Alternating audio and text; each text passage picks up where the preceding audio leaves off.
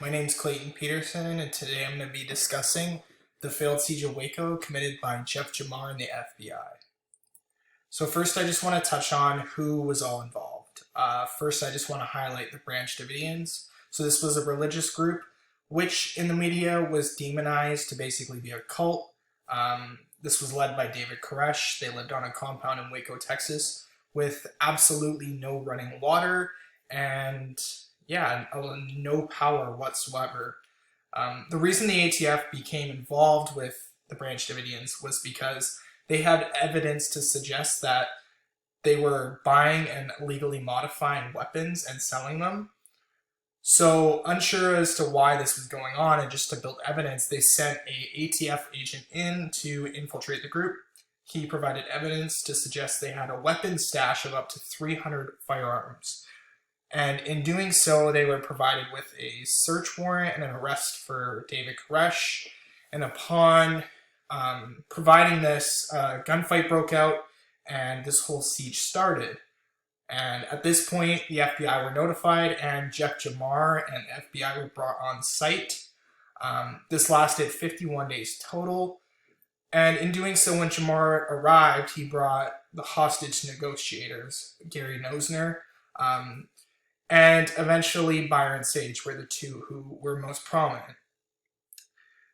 Obviously, the targeted goal for the negotiators and the FBI as a whole was to have as little bloodshed as possible and basically safely remove the Branch Davidians and Koresh from the compound safely.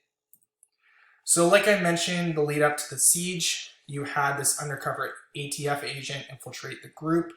He provided evidence to the ATF to basically corroborate their suspicion.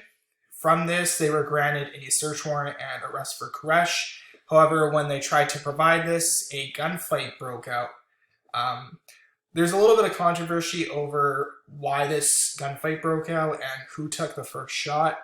Surviving Davidians say the ATF shot first. ATF says Koresh shot first. There's a little bit of confusion about how this whole thing started.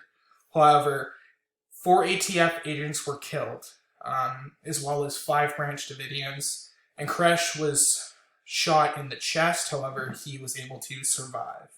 And at this point, the ATF basically called the FBI and said, "Get your ass here." And this is when the standoff started. So the Branch Davidians were, basically barricaded in their compound, and the ATF were basically built a barrier around the building surrounding them, and that is how the siege started. So I'm going to talk about Jamar. I have my opinions of him. However, my opinions are solely based on my research and my findings. I'm going to talk about his autocratic leadership style in a second.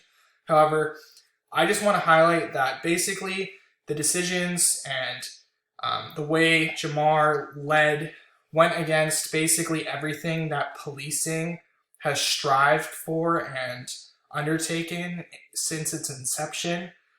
And basically the work of Jamar basically undermined and put the FBI in a very bad situation and casted a very poor light on the organization as a whole.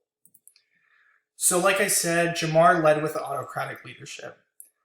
Basically the simplest way to define this is Jamar was essentially the leader at the top of the food chain. And in this form of leadership style, he was the only individual who was allowed to make the final decision. And a lot of the time he neglected the opinions and inputs of others to basically favor his own decisions and his own beliefs. This form of leadership style rarely allows for opinions and inputs of others to be heard. And like the Waco siege, if Jamar had just listened and been more open-minded towards his staff and his coworkers, perhaps this result could have been extremely different. However, the way he led and the leadership style he took did not allow for this.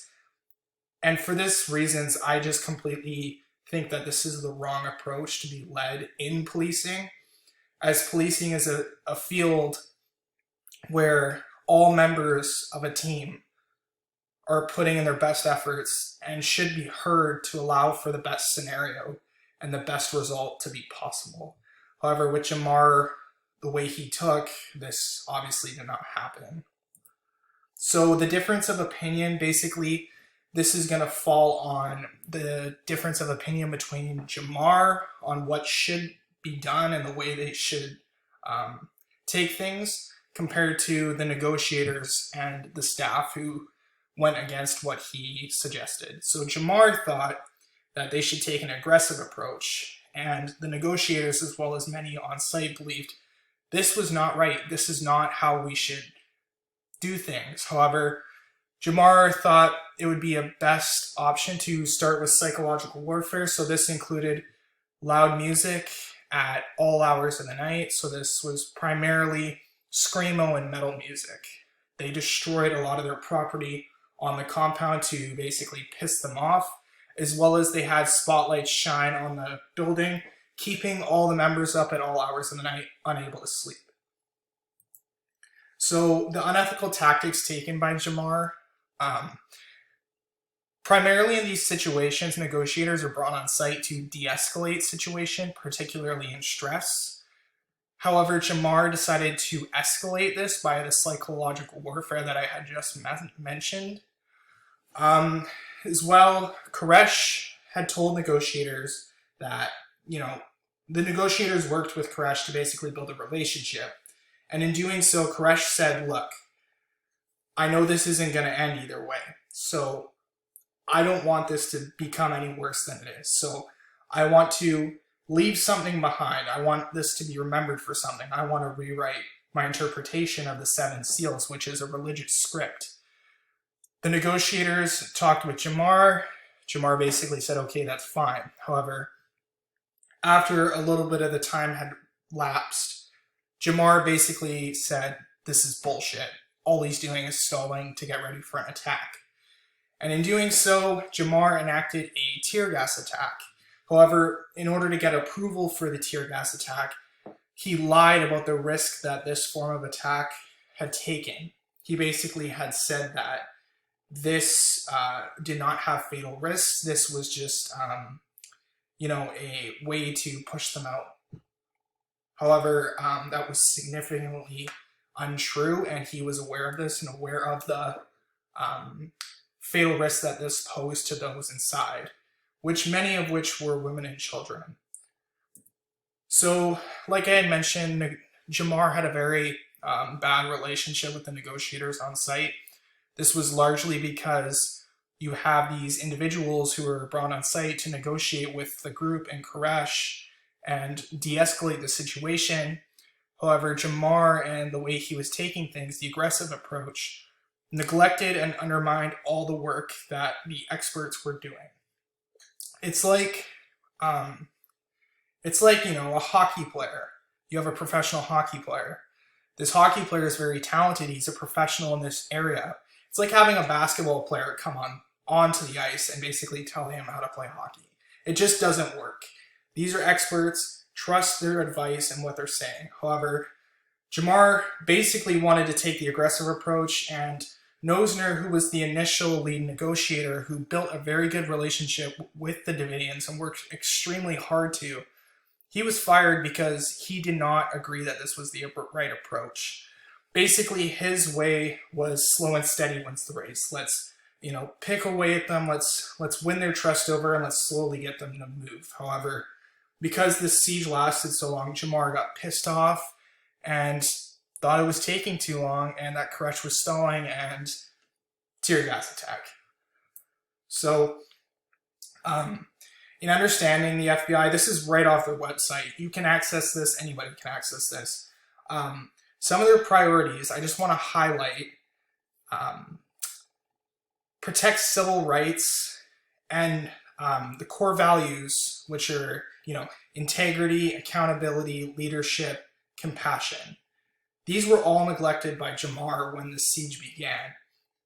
He was aware that, while these Branch Davidians had killed 4 ATF agents, he's well aware that, yes, they may have done things that he doesn't agree with, and they may have religious beliefs, and they may have different ways of life. However, under the Constitution, those individuals are just as entitled to the civil rights as he is. They're American people and they live under those laws. However, Jamar neglected their safety and their rights to basically push the idea that he wanted this whole situation to end. He neglected all of this to try and get a quick result. However, that result was extremely deadly. And in doing so, he destroyed a lot of the agency's values that the FBI had worked for decades to try and build. He ruined in a matter of 51 days. He lied to Janet Renault to get approval for the tear gas. He made decisions, a lot of it out of anger and revenge, and for, just out of impatience due to the length that the siege was taking, as it was obviously over a month, which is, yes, a lot of time, but at the same time, things don't come quick. And the excuses that were provided after this were proved to be extremely unfactual and no evidence to support this at all. Janet Renault was asked why she would approve of such a tear gas attack, and her answer was that she believed that women and children were being abused by members of the cult, which is completely unfactual. While, there's a lot about this group and Koresh that large society would, agree that is not correct and is not within the norms of society, this wasn't going on. This was a last-ditch effort at saving the reputation of the FBI. However, the way Jamar did this was just extremely, extremely unethical. And it destroyed a lot of the confidence that the FBI had built for decades in the eyes of the public. So just to conclude this, the finale, obviously this isn't a positive thing, but Jamar ordered a surprise attack on the Branch Davidians in Koresh. In doing so, armored tanks were ordered to shoot tear gas cans into the structure.